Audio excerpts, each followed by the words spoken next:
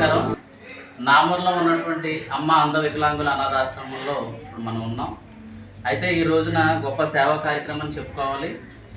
ఈరోజు నా స్నేహితుడు రాజమండ్రి వాస్తవ్యుడు అయినటువంటి తారక్ బాబు పుట్టినరోజు సందర్భంగా మరి ఈ ఆశ్రమానికి నిత్యావసర వస్తువులు, అలాగే పిల్లలకి స్నాక్స్, అలాగే ఈ క్యాప్లు కూడా చలికాలం కనుక పిల్లలకి పెద్దలకి కూడా ఈ క్యాప్స్ కూడా ఇవ్వడం జరిగిందండి.